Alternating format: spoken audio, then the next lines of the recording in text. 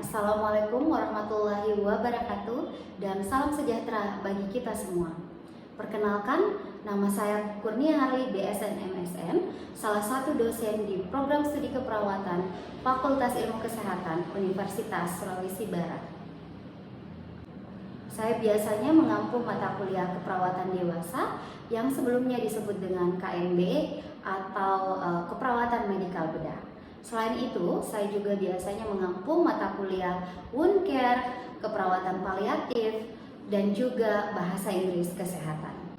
Pada kesempatan ini, perkenankan saya menjelaskan salah satu mata kuliah yang saya ampu dalam pengajaran di semester ini, yaitu mata kuliah keperawatan dewasa pada sistem endokrin, pencernaan, imunologi, dan perkemihan.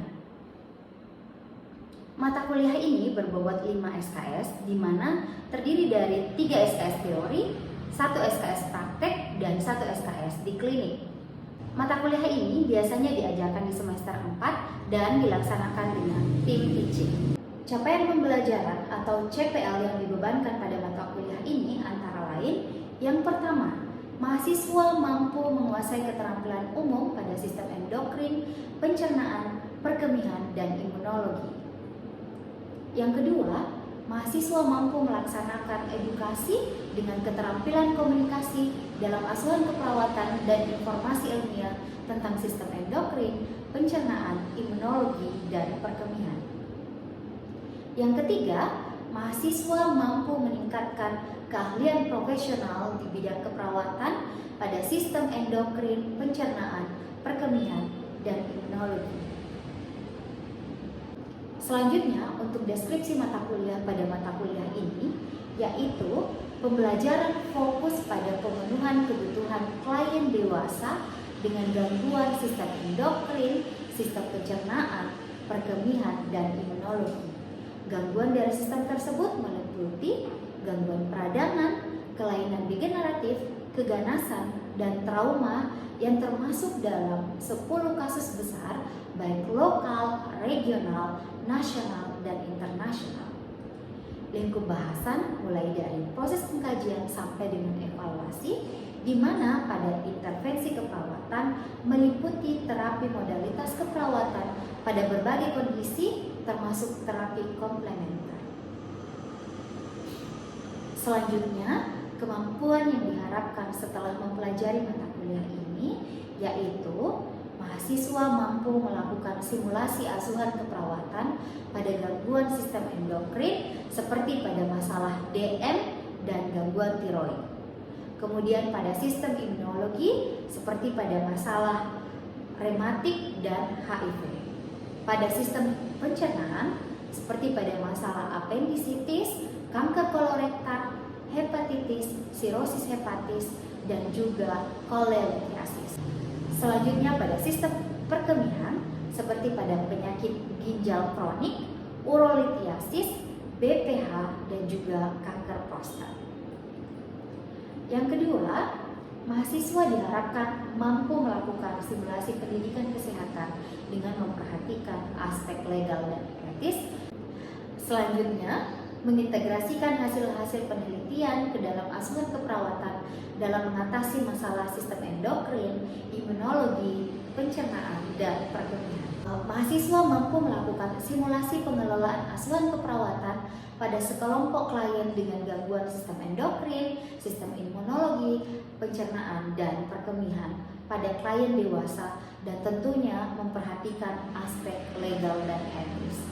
Selanjutnya, mahasiswa melaksanakan fungsi advokasi pada kasus dengan gangguan sistem-sistem tersebut dan mendemonstrasikan intervensi keperawatan pada kasus dengan gangguan sistem endokrin, imunologi, pencernaan, dan perkemihan. Sesuai dengan standar yang berlaku dengan berpikir kreatif dan inovatif sehingga melaksanakan pelayanan yang efisien dan efektif. Melalui mata kuliah ini, mahasiswa akan belajar tentang review anatomi dan fisiologi pada sistem perkemihan, endokrin, imunologi, dan pencernaan. Kemudian topik berikutnya yaitu terkait dengan asuhan keperawatan dengan gangguan sistem-sistem tersebut Dan selanjutnya, integrasi hasil-hasil penelitian dalam pelaksanaan asuhan keperawatan dengan gangguan sistem endokrin, imunologi, pencernaan, dan perkemihan, serta melakukan manajemen kasus dengan gangguan pada sistem-sistem tersebut.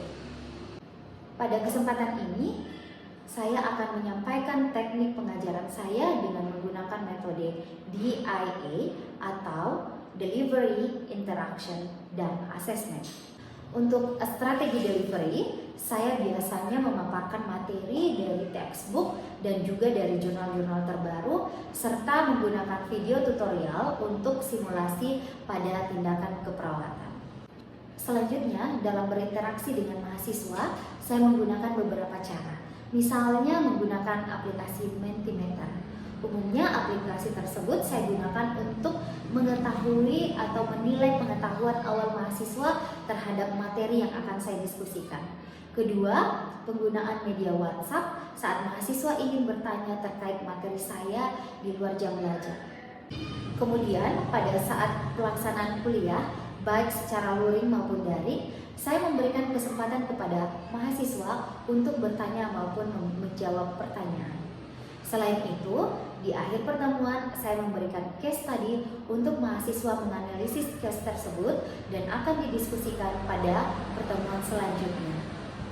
Dan selanjutnya untuk asesmen, dan tentunya hal ini telah disepakati pada awal pertemuan saat kontrak kuliah, di mana untuk kehadiran diwajibkan minimal 80%, kemudian untuk bobot penilaian, nilai harian 20%, nilai tugas 20%, dan untuk presentasi UTS dan UAS bobotnya adalah masing-masing 30%. Di mana untuk bentuk soal UTS dan UAS merujuk pada uji kompetensi Nurse Indonesia. Jadi soalnya berbentuk kasus dan multiple choice, sehingga diharapkan mahasiswa menjadi terbiasa menjawab soal dengan bentuk-bentuk tersebut. Hal ini dilakukan untuk menyiapkan mahasiswa menghadapi hukum yang sebenarnya saat mereka telah selesai pendidikan sarjana keperawatan dan juga profesi nurse. Selanjutnya untuk praktikum, saya biasanya memberikan praktikum di laboratorium keperawatan.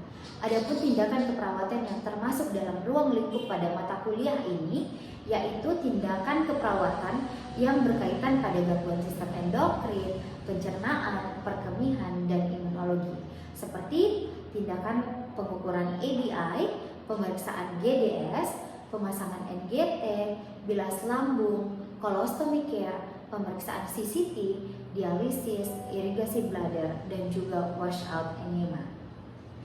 Nah, itulah tadi gambaran pembelajaran perkuliahan keperawatan dewasa pada sistem endokrin, imunologi, perkemihan, dan pencernaan yang saya angkuh. Selanjutnya, saya akan menampilkan proses pengajaran yang saya lakukan pada mata kuliah keperawatan dewasa, sistem endokrin, pencernaan, perkemihan, dan imunologi secara luring.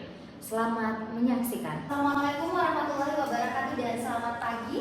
Waalaikumsalam warahmatullahi wabarakatuh. Oke, bagaimana puasanya? Alhamdulillah. Oke, sesuai dengan RPS ya. Pada hari ini kita akan mendiskusikan terkait dengan bagaimana dengan asuhan keperawatan pada diabetes mellitus ya. Oke, nah sebelum kita lanjut ya, karena minggu lalu kita telah membahas terkait dengan anatomi dan fisiologi pada sistem endokrin, di mana salah satu organ di dalamnya adalah organ pankreas. Kita akan mereview kembali atau merecall kembali terkait dengan apa yang kita diskusikan minggu lalu, yaitu tentang anatomi dan fisiologi dari pankreas. Oke, teman-teman mungkin ada yang bisa jelaskan kembali. Oke, silahkan. Baik, saya Nurmaja. Pankreas itu adalah organ yang bentuknya itu seperti ikan atau fish light, di mana dia di sini berfungsi sebagai sistem endokrin dan fisiologi. Oke, bagus sekali. Mungkin ada yang lain yang mau menambahkan? Silakan. Silakan. Ya baik, terima kasih. Saya Olga F. Jadi menurut pendapat saya, pankreas ini terdapat pulau-pulau lamiras, di mana pulau-pulau lamiras ini terdiri dari 3 sel. Yang pertama ada sel alfa, kemudian ada sel beta, kemudian ada sel delta. Aplaus dulu untuk kedua temannya.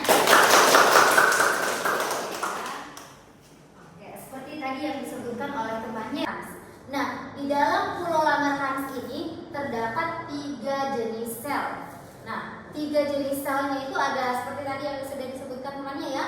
Ada sel alfa, sel beta, kemudian sel delta. Nah, kalau si sel alfa ini dia yang mensekresi glukagon, digunakan tubuh kita saat glukosa di dalam darah. Hormon ini itu disekresikan untuk meningkatkan kadar glukosa darah. Gitu. Nah, sebaliknya sel beta, ya, kalau sel beta tadi seperti yang disebutkan oleh Wardah ya, bahwa sel beta ini mensekresi insulin. Sel beta kita ini dia di-trigger atau dipicu untuk mensekresi insulin itu ketika kadar glukosa di dalam darah kita itu tinggi. Jadi insulin tadi ini membantu untuk menurunkan kadar glukosa di dalam darah. Oke. Kemudian selanjutnya sel delta dia yang mensekresi somatoson ya. Oke. Lanjut pada topik kita ya, yaitu terkait dengan diabetes mellitus. Nah, saya yakin dan percaya teman-teman di sini sudah pasti sering mendengar terkait dengan DM ya. Oke, karena kasus ini tuh begitu umum ada di sekitar kita. Akan masuk ke aplikasi menti.com ya. Kemudian masukkan kodenya. Apa yang ada di benak teman-teman ketika mendengar kata DM? Sudah? Oke, sekarang mari kita lihat hasilnya ya. Oke, baik. Teman-teman ada yang menjawab kelebihan kadar gula, ada penyakit kronis ya, dan sebagian besar menjawab hiperglikemia. Oke, benar sekali ya bahwa memang penyakit DM itu erat kaitannya dengan kadar glukosa di dalam darah. DM ini memang adalah penyakit metabolik ya. DM itu memang adalah penyakit metabolik yang sifatnya kronis gitu, yang mempengaruhi regulasi glukosa dalam darah. Orang dengan DM bisa saja gula darahnya itu tinggi ataupun rendah. Jadi apa yang menyebabkan kondisi hiperglikemia atau tingginya kadar glukosa dalam darah pada pasien-pasien DM? Yang pertama dapat disebabkan oleh memang insulin yang diproduksi oleh tubuh kita itu kurang jumlahnya, atau insulin tidak bekerja dengan efektif. Ya. Oke, nah sebelum saya lanjut, saya boleh bertanya, kira-kira apa sih sebenarnya fungsi dari insulin ini? Ingin menjelaskan mungkin? Oke, silakan. Nama saya Siti Fatimah. Jadi insulin ini berfungsi sebagai untuk mereduksi kadar gula di dalam darah. Jadi insulin saat gula dalam darah itu banyak, maka insulin ini akan mengubahnya menjadi Oke, betul sekali ya. Jadi dengan bantuan insulin tadi, ya. Jadi gula yang kita konsumsi ini dan setelah masuk ke dalam darah itu dirubah menjadi energi gitu ya. Gula tersebut harus membutuhkan insulin karena dengan bantuan insulin gula tadi bisa dirubah menjadi energi. Klasifikasi dari DM. Nah, ada yang disebut dengan DM tipe 1. Nah, kalau DM tipe 1 ini dia disebabkan oleh sel beta pada pankreasnya tadi, di Pulau Langerhansnya tadi mengalami kerusakan. Artinya sel betanya yang tidak mampu memproduksi insulin. Gitu. Sehingga pada sel betanya tadi itu menyebabkan insulin dalam tubuhnya itu kurang. Oke. Nah, beda dengan DM tipe 2. Kalau DM tipe 2 ini disebabkan oleh insulinnya ada diproduksi, tapi insulinnya mengalami resistensi atau tidak dapat bekerja secara efektif. Oke. Nah, penyebab resistensi insulin pada pasien-pasien DM tipe 2 itu sampai saat ini belum diketahui. Namun beberapa kondisi meningkatkan resiko terjadinya resistensi pada insulin. Misalnya obesitas, faktor usia, ya. Jadi itu beberapa faktor resiko yang meningkatkan resiko kejadian DM tipe 2.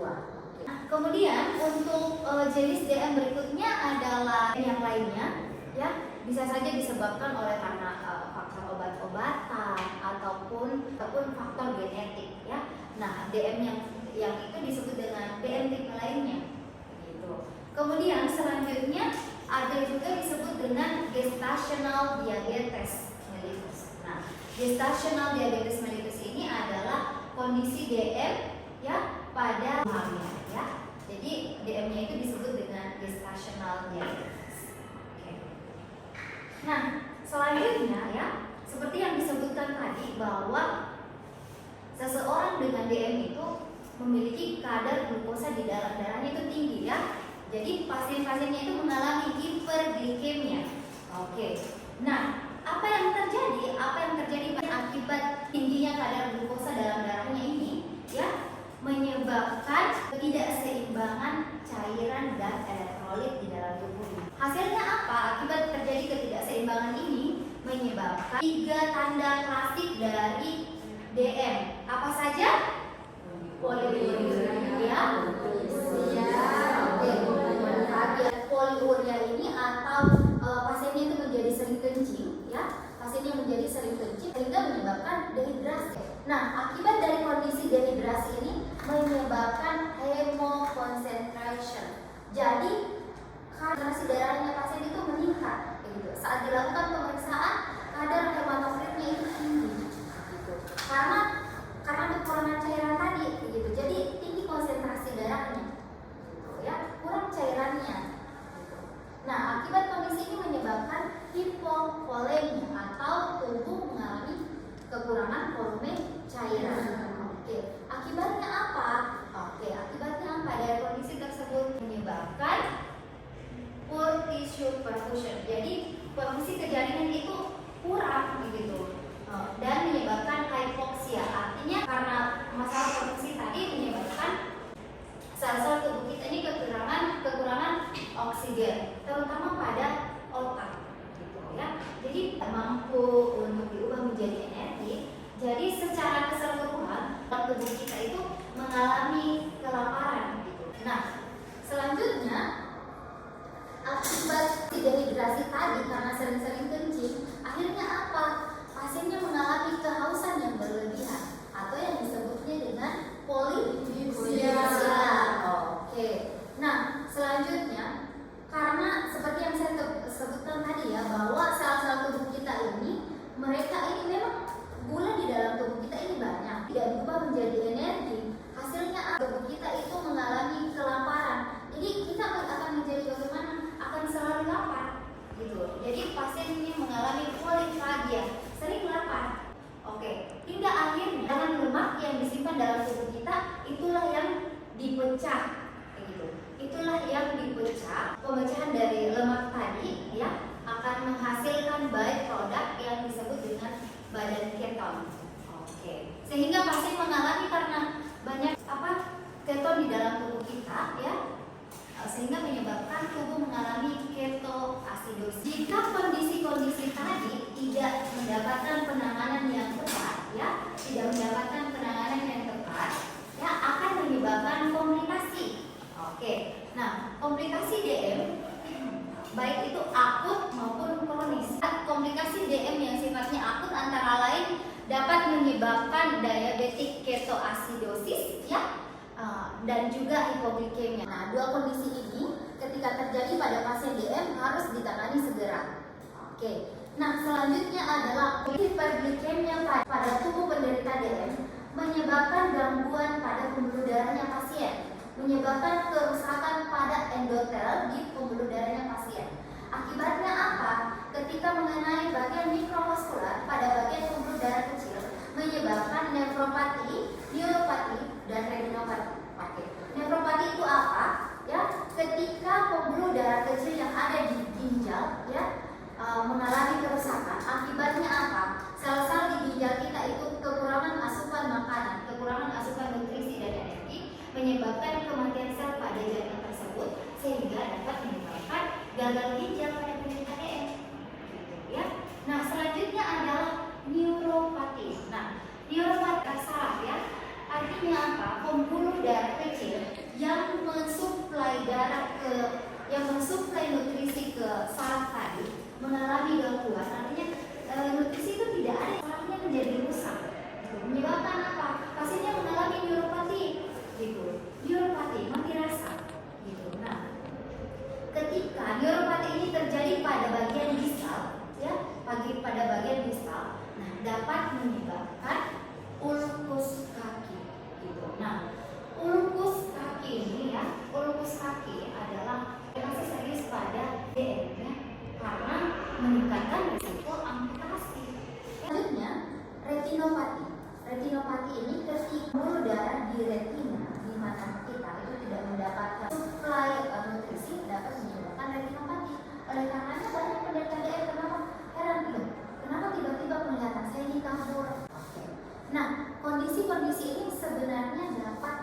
dapat dicegah. Ya, dapat dicegah dengan cara apa? Ya, tentu dengan mengontrol gula darah.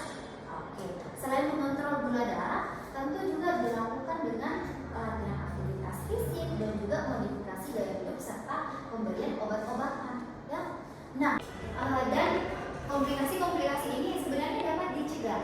Contohnya dilopatin. Salah satunya untuk mencegahnya adalah dengan dilakukan perawatan kaki. Jadi pasiennya diminta untuk selalu perhatikan selalu kakinya, dirawat selalu kakinya, begitu. Dicek, selalu dicek bagaimana kakinya, apakah kakinya sudah mati rasa atau bagaimana, ada perubahan bentuk tidak pada kakinya, ya seperti itu. Oke. Nah selanjutnya untuk komplikasi makrovaskular. Nah makrovaskular mengenai pembuluh darah besar. Oke. Nah akibat dari komplikasi ini menyebabkan pasiennya berisiko tinggi mengalami kardiovaskular disease. Pasien-pasiennya dengan DM itu berisiko tinggi mengalami penyakit jantung, ya, jantung dan pembuluh darah. Oke. Nah selanjutnya meningkatkan resiko terjadinya cerebrovascular disease. Jadi pasien-pasien dengan DM semakin tinggi resikonya terkena stroke akibat dari hiperdinamik tadi. Oke. Dan juga peripheral vascular disease, ya. Oke. Itu tadi untuk komplikasi. Selanjutnya ini adalah hasil penelitian yang kami lakukan beberapa waktu lalu ya terkait dengan ulkus kaki dan perawatan kaki, ya. Oke. Nah berdasarkan hasilnya ternyata bahwa faktor-faktor yang mempengaruhi keinginan penderita DM untuk melakukan perawatan kaki dipengaruhi oleh pendidikan, pekerjaan dan juga penghasilan, ya. Nah, lanjut. Kapan sih seseorang dikatakan menderita DM? Bagaimana pemeriksaan diagnostiknya? Kapan seseorang didiagnosa penyakit DM? Oke. Berikut ini ada beberapa pemeriksaan diagnostik atau penderita DM untuk mendiagnosa ya.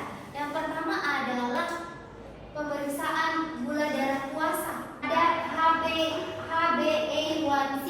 Oke. Nah, bagaimana hasil dari pemeriksaan gula darah puasanya pasien? Oke. Ketika kadar glukosa darah puasanya pasien itu lebih dari 126 ya, gula darah puasa artinya pasien sebelum menjalani pemeriksaan tersebut puasa terlebih dahulu ya, puasanya itu 8 jam, boleh minum tapi tidak boleh makan ya.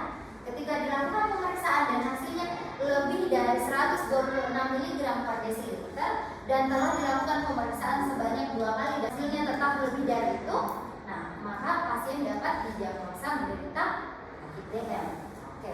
Selanjutnya pemeriksaan diagnostik lainnya, pemeriksaan penunjang lainnya adalah dengan memeriksa kadar HbA1c. Kadar HbA1c itu menghitung nilai rata-rata kadar glukosa di dalam darah kita dalam 3 bulan terakhir. Oke, berdasarkan dengan usia sel darah merah. Gitu. Jadi pemeriksaan ini itu bisa mengetahui rata-rata kadar glukosa darahnya pasien dalam 3 bulan terakhir itu berapa persen. Oke. Ketika levelnya lebih dari 6,4% ke atas ya, setelah dilakukan pemeriksaan, oke, pasien menderita. Artinya pasiennya itu kontrol glukosa darahnya itu dalam 3 bulan terakhir ini buruk. Lanjut pada proses keperawatan ya. Oke, jadi proses keperawatan itu berapa tahapan? 5.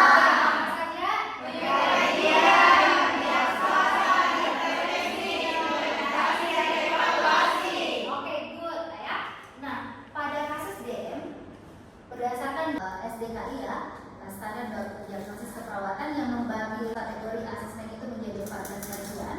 Pada kasus DM ini ya, fokus pengkajiannya itu pada subkategori sirkulasi, nutrisi dan cairan dan juga keamanan. Dari hasil pengkajian tersebut, apa saja diagnosa keperawatan yang mungkin muncul pada pasien dengan DM? Yang pertama adalah perfusi perifer tidak efektif yang tentu saja berhubungan dengan hiperglikemianya. Ditandai dengan apa? Bisa ditandai dengan pengisian kapilernya lebih dari 3 detik, nadi perifernya menurun, penyembuhan lukanya itu lambat, dan juga ketika diukur indeks ABI-nya, ya, indeks ABI-nya itu kurang dari 0,90. Oke. Kemudian intervensinya apa yang dilakukan? Yaitu perawatan sirkulasi